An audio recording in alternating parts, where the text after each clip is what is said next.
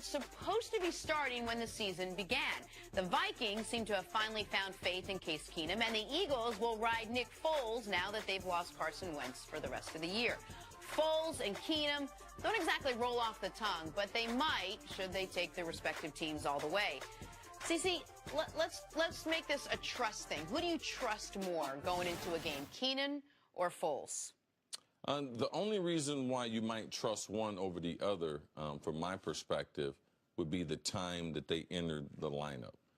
Case Keenum, he's very, very fortunate. He took over the Vikings early in the season, so we've seen him a lot more, so our confidence has grown seeing him function with this football team. Also, their defense and special teams have been amazing. Carson Wentz just got hurt 2 weeks ago. I mean, he was the leading candidate to be the MVP. So one is replacing the guy that was going to win the MVP. So it's really hard to trust that he can play to the level that Carson Wentz was playing at, because that's what we just saw. So I would have to say Case, because I've seen more of him, and my expectations are probably more realistic. And the Vikings, I believe, have a better defense or a better supporting cast for the quarterback. So Case Keenum, for me, coming down the stretch, I believe to have more confidence in or would trust more than Nick Foles. I believe Nick Foles has more talent, more throwing talent. Now, he's not as mobile as Case, but as an overall arm, if we were having a throwing contest, I would take Nick Foles. And I really do trust Frank Wright, the offensive coordinator there in Philadelphia, and the offense that he's gotten them into at the end of the game 2 weeks ago, and last week's game plan that they had against the Giants. The answer for me is Case Keenum, not just because he's had more time, but because Case has played the last 6 weeks at a level that is shocking to me. Last 6 weeks, Case Keenum's the NFL's highest-rated passer. Like that. How can that be true? It is true. Like, I don't know. I don't quite understand it, but I know that it's true. So I've seen more from Case, as Chris mentioned, and I've seen Case at a very high level for now 6 weeks. I mean, that's a big enough portion of a season that a 6-week suspension for Zeke derailed the Cowboys season. That's almost 40% of the year Case has been excellent. Nick Foles is just perplexing to me, because you can easily make a strong or anti-Nick Foles case, because we haven't seen him this year. The strong case would be, look at Foles' whole career, except for when Jeff Fisher had him. And look at what Jeff Fisher did with Case. Look at what Jeff Fisher did with Jared Goff. Everywhere Foles had been when he's had the opportunity, except with Jeff Fisher, has been awesome. That's the case for him. The case against Nick Foles would be, man, remove that outlier year in Philly, that 27 touchdown, 2 interception year, and he's been what you would think he is, a replacement-level backup quarterback. So we're going to find out how good Nick Foles is in these coming weeks in the most pressurized situations in football once we get to the playoffs. But here's what I want to ask you, Chris.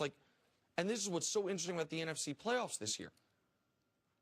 Top 5 seeds: Philly, Minnesota, the Rams, the Saints, the Panthers.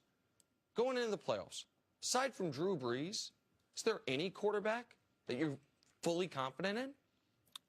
Well, it's about the team. I mean, football is the ultimate team game.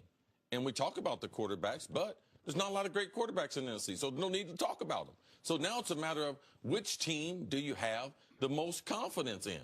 And I have more confidence in the Vikings defense, in the Eagles defense to get to Drew Brees, than I have Drew Brees and taking those defenses apart. Sure, but the point that I'm making is, even though football's the ultimate team game, understood, that even, I don't have to go back far in NFL history, in recent NFL history, when we look at the playoffs, you're like, okay, you got Rodgers, you got Russell Wilson, Big Ben, Peyton Manning, Tom Brady. You're going down the list of guys like, okay, this team's biggest strength, the reason they are where they are is because of quarterback play. You look at the top 5 seeds in the NFC right now, I don't know that you'd say that about any of them, including the team with Drew Brees. Right. Well, the reason is because quarterback injuries, and also there's a changing of the guards in the National Football League. A lot of these older quarterbacks are going out. Phillip Rivers, Ben, Eli, they came in a long time ago. These younger quarterbacks, we don't have a bunch of confidence, and the injuries. So it just happens to be a hodgepodge this year. You know, Ben in the AFC, Brady in the AFC, and Drew Brees in the NFC. And that's it. Right. I'm going to put one vote in for Case Keenum, back to our original question, for your reason and for your reason. Mine would be this guy had to play every week knowing that his team, we're talking about having trust in a guy, barely had trust in him, which was every week you're going to play for your right to play another week. That is a lot to place on a guy, even a journeyman who's been in the league for a long time, but who's carrying a very good Vikings team right now, a team with very high hopes and a lot of promise that's supposed to go pretty deep into the playoffs. Hey, you're the backup. We got a guy who we love who's right behind you.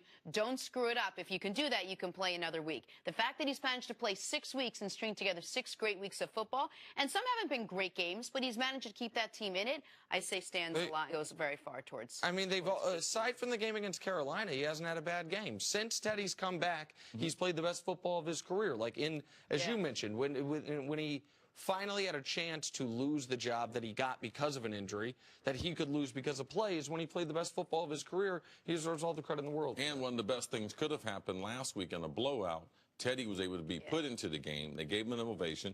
Also, Teddy threw an interception, so I think that Case's leash just got extended just by that. Jen asked this before the show. I think I know your answer, but I just, for the audience. Teddy went in there. Why did the Vikings put Teddy in there? Because the game was out of control. They were playing at home. They knew the type of reception. It was getting the reps. Right.